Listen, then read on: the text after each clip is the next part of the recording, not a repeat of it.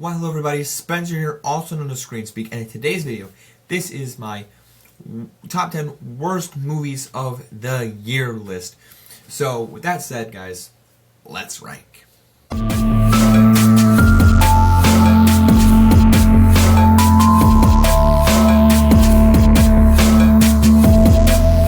Alright, so as I said, this is a top 10 list of the 10 movies of the worst movies of the year.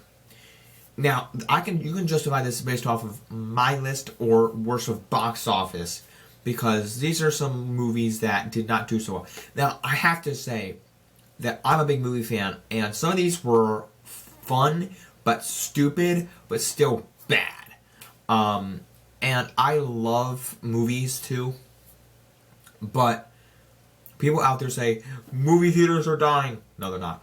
Movies suck. No, they don't. So anyway, but these are legitimately bad movies. So let's kick things off here with Harold and the Purple Crayon.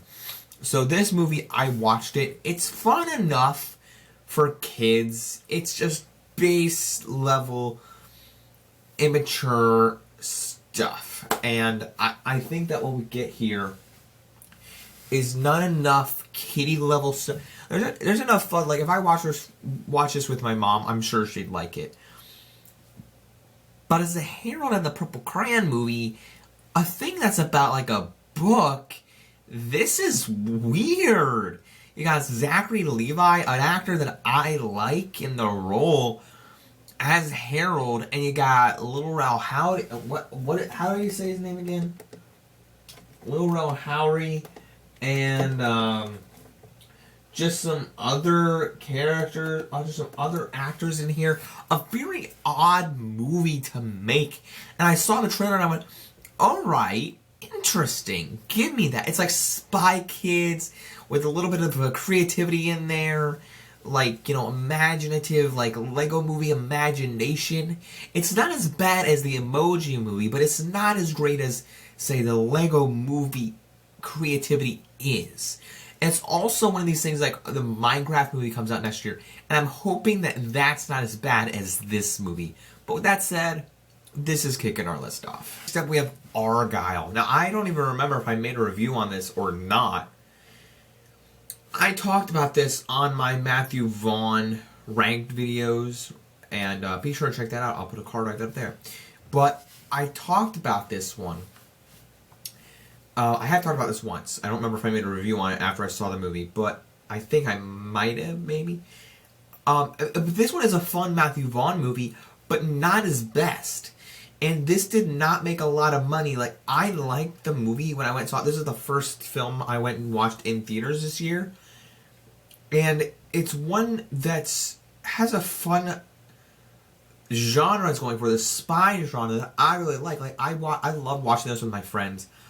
I like the movie itself, but as a I put it low here because I generally liked it. Like, it would have been on my honorable mentions if it actually turned out to be profitable or an actually widescreen movie. But I can't recommend it to people. Like, it's a director I really, really like, but I can't tell people, hey, go watch this movie. I recommend Kick-Ass, The Kingsman, X-Men, not 97, X-Men First Class, because they're actually good Matthew Vaughn movies. Or even Stardust is a better Matthew Vaughn movie than this is. And I like the spy genre, what Argylle is, but it's not handled so well. It's like the book scenario. It's like this book, this meta thing about her writing a book, and then there's like a switcheroo because the book is real but not real, but then there's like the movie itself, and then there's like a tease at the end that they're setting up more books, which the Kingsman is tied into this whole world, and it's like, what are we doing with this? And it feels like so many things were crammed into this movie, which Matthew Vaughn, I respect the style, but I think Kingsman, even though they made like a prequel Kingsman, I feel like that movie works a lot better, even though it's bad, works a lot better than Argylle does. So with that said, this is coming at number 9. Next up, we have the movie Trap, directed by M. Night Shyamalan. And this came out this year, and the thing about this movie is that, well, it has nothing about M. Night Shyamalan in it. Only thing is, it has M. Night Shyamalan has none of M. Night Shyamalan's spin on it. It has him and his daughter. His M. Night Shyamalan's daughter's in it. M. Night's in it as a brief role, but his daughter's in it as a performer, singer-performer, and I do like the dad, like the little mysterious killer going around, and his daughter. I like that relationship, and I like the mom is actually, I forget her name all of a sudden. I should have done more research. I apologize. Whoever played, let's look it up. Oh, Alison Pill. There it is. There's my research. I look behind me, and there it is. Alison Pill, who is Kim in Scott Pilgrim. So I like that casting, but what I don't like is the actual like resolution. It feels like we get a lot of this build up, and we get no like twist or payoff from all that. Like, and we get this cool like horror vibe, and then we get nothing to resolve that. It's just like the movie ends so abruptly, and it's like, wait, is there a sequel? Is there now? There could be a sequel, but it doesn't. It feels like it doesn't. It's not like a to be continued or a wrap up in any sort of way. Normally, there's like a twist with M. Night Shyamalan movies, but with this one, doesn't really do that. And to me, it just is kind of. It's a good. It's a fine movie, but it's kind of just in the middle, sitting in the middle of these M. Night Shyamalan movies for me. So it's not at the bottom of M. Night, but it's not at the top either. And because of that, when I watch Smile 2, it's a way better movie, done better horror film, because she's also a singer-performer in Smile 2. So we have a better horror film with a singer-performer than we did with Trap. So M. Night, I'm sorry to say that there's a sequel that's doing better than your original movie did. I'm sorry. Next up, what number is this? 7? 7, to count right.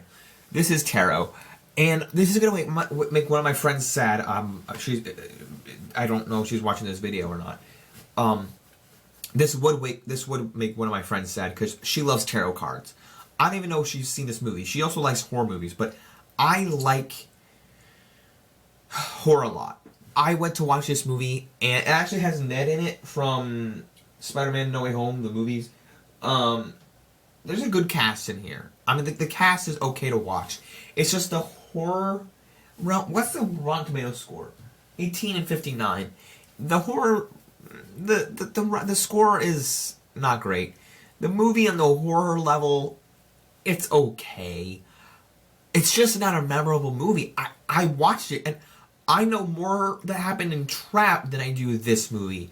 And I think the main justification for that is this movie's shot very dark, and not like a dark tone. Yes, it's horror, but like it's shot like dark lighting, and I don't know what the point was for that. You know, it does take time. It does take place like in a dark, like later in the day. Like they're in this house. It's dark. Okay, they're playing with tarot cards. It's shot very nicely when they're playing with the tarot cards. But then it's just like it's shot. Then it's like they're outside, like in an elevator. I do remember the elevator scene. The elevator scene was quite cool. I liked that one quite a bit. And then he's running. Ned is running. I'm just gonna call him Ned. But Ned's running, and I don't know. Things are happening. It's just shot very dark. I don't understand why. So for me, it comes in here. I was very dumbstruck by this movie. I was like, it was fun at certain times, and I'm watching it going. I kind of rolled my eye, like, because more often than not, I'm watching horror, and I'm fascinated by it. But then this one, I'm rolling my eyes, and by the end of it, I'm like, okay, what was the point? What was the point of this movie? I'm like, I kind of liked it, but it's nothing I'm going to watch again. So for me, it comes in here. Next up, number 6, we got Madame Web. And there's not too much else I can say about this one, except it legitimately sucks. Now, you might be thinking, why isn't this your number 1? Well, I gotta be honest with you. The rest on this list were a crapshoot about what to make. Rankings are always hard for me. And this one, I had to place it here. I have reasons for why the other ones are where they are.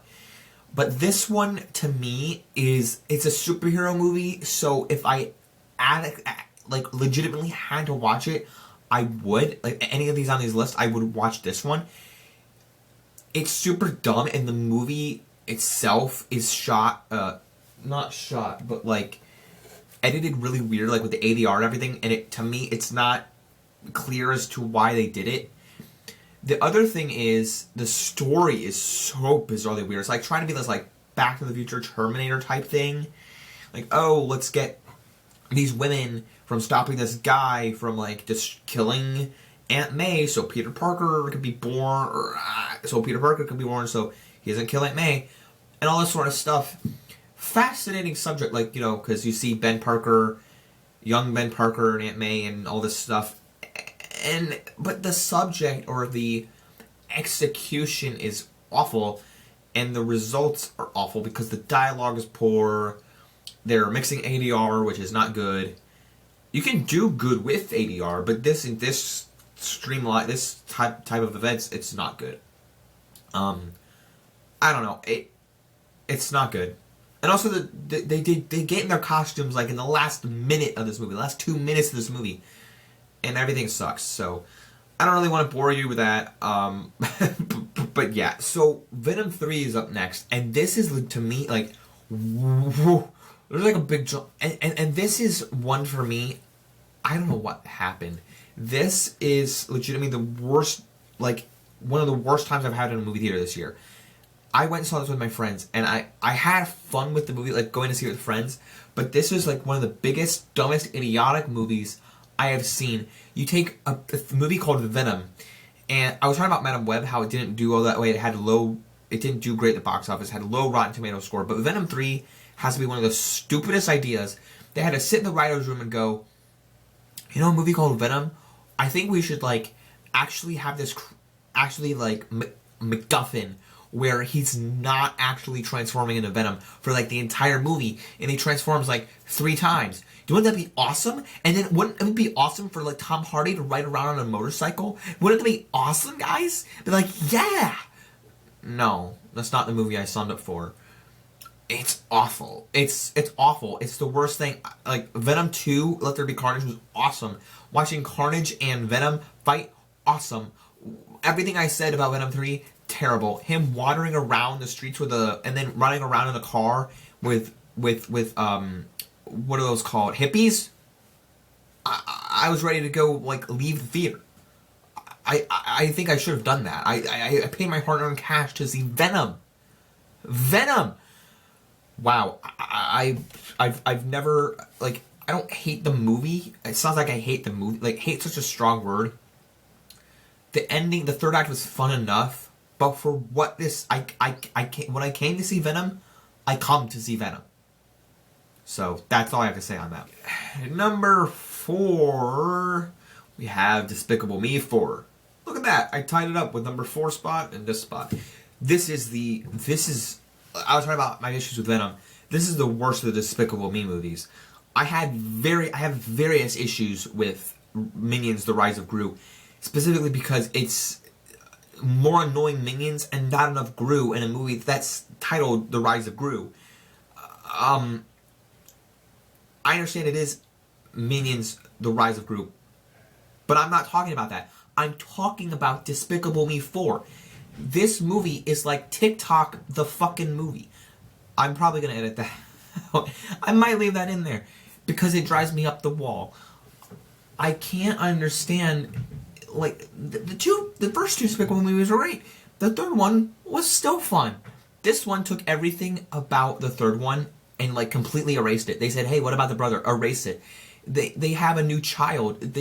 So Gru, I guess, had a baby. That's cool. Looks exactly like Jack, which, in my opinion, is neither good or bad.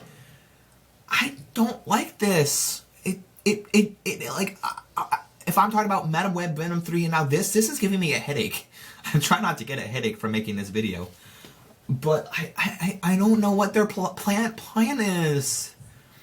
And on my honorable mentions, I'm going to give you a spoiler. On my honorable mentions, I have Kung Fu Panda 4. Way better movie than this is. Way better. I understand if the Furious 5 are in Kung Fu Panda 4. But at least they have Kung Fu. At least they have good animation. In this, it's like, the Mega Minions suck. The Mega Minions suck. They do jack crap in this movie. All they do is take out Maxine the Mall in like 1 second. There's not even a boss battle. There's not even a final fight. There's just boop, boop, boop, boop, boop, boop, and they're done.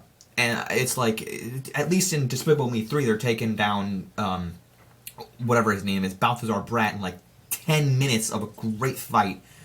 No epic music in the Despicable Me 4. Hey, at least we get Hector Pereira. That's cool, I guess. Thank you for coming back to do the music. But, oh man, other than that, this film sucks. I hope I didn't make this too long talking about Despicable Me 4, but we're moving on to number 3, which is the Saving Bikini Bottom, the Sandy Cheeks movie, which is, this is coming from a massive SpongeBob SquarePants fan. 56 and 22% on Rotten Tomatoes, okay? It's bad. It's a bad movie. If you watch the, what was it called? I don't even know what movie it was called. The third SpongeBob movie, I forget what it was called. Sponge on the Run, that's what it was called. And you thought, this is bad? Well, this is even worse. There's nothing about it that's good. I don't even know where to start. The villain is like Wanda Sykes with a robot body. She like pulls her clothes off and it's a robot body. So, yeah, that's what you're getting here. It's like PlayStation 2 animation. I mean, it's fine. It looks like that, but when you watch Sponge Out of Water, the second SpongeBob movie, which I actually have a soft spot for because I watched it. It came out 2015. Went to see it with my dad. I actually remember where we went to go to dinner after that. But I'm watching this. When they go out of water, it's good. I actually legit like watching that movie. This has nothing special about it. First of all, it's a movie on Netflix. And why they decided to put a SpongeBob Nickelodeon film on Netflix where Paramount has everything SpongeBob Nickelodeon related, it baffles me. No. Just no. I don't care. I watched this film and I was like, I was trying to have fun with it, but I couldn't. So I'm sorry to say this isn't at number 3. Number 2, Dos, is Borderlands. And I'm sorry. Am I sorry? No, because everybody does. I am sorry that I had hope for this movie. I watched the trailer and went, ooh, that looks kind of fun. And then I actually paid my hard-earned cash to go see this movie. I know, I did. Now, I'm a movie fan, so that's my own fault. I don't know when this was coming. I think this came out at the time where Alien Romulus was coming out. Should have gone and seen that. I think that came out around the time that I was moving in my dorm. But, oh well, I've seen Alien Romulus and that was really good. So, this movie, I'm not as mad as the other ones lower, and you might be like, well then why did you put this one higher? Because it's a video game movie that doesn't actually stay true to the lore. I've never played the game. Don't ask me what I'm doing, by the way. I'm just randomly pushing on my chair cushion. I watched this and thought, well, as a fan, as a person that is trying to watch the movie, that doesn't know anything about the lore, they don't actually give me a whole lot to go off of. Like they tell me about this world, but they don't actually like makes it look cool, like Mad Max, some cool background, some cool designs and everything.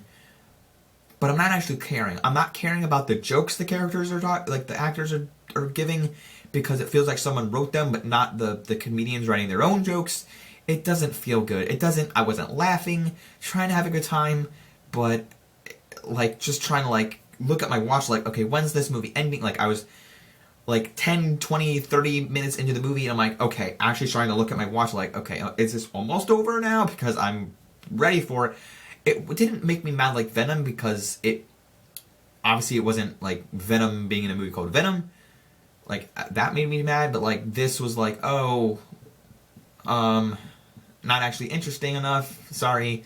So yeah, Borderlands didn't have enough of what it should have been. Finally, number 1, numero uno, is The Crow. So dramatic, The Crow. And I was actually quite interested in watching this movie. Like, look at that face. It's Bill Skarsgård. It's emo Bill Skarsgård. It's like John Wick plus The Crow, and you get The Crow 2024. No, nothing about this is special at all. This is like the worst. Like, I don't hear anybody talking about this. I hear more about Borderlands because it's video game. I hear more about like Sandy Cheeks is possible because it's SpongeBob Despicable Me 4 because kids like Minions and whatever, Venom because people like superheroes, Madam Web because, well, nobody likes Madam Web. But, you know, it's like The Crow is a movie that they've done 4 times. The 4th one had a bad Rotten Tomato score, and this one, why does it even have 63%? I don't know. I mean, maybe people like this. I'm not actually quite sure. It's got Danny Huston, who is Stryker in the Wolverine movie. But this is... yikes. I thought the trailer... Like, I remember seeing the trailer earlier in the summer, and I was like, ooh, interesting concept, interesting trailer. I think this was played when Inside Out 2 was happening. No, that couldn't have been right, but something had came out this summer. And I was like, ooh, interesting. And I was like, I'll probably watch that. Then I heard the reviews and I was like, I might not watch that.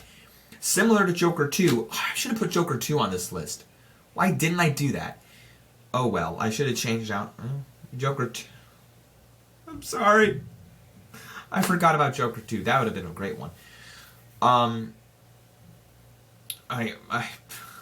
now I'm rethinking this list entirely. Anyway, yeah, well, this is one like Joker 2 to me that, you know, now I'm thinking about it. Like let's just talk about Joker 2 for a second because I'm here now.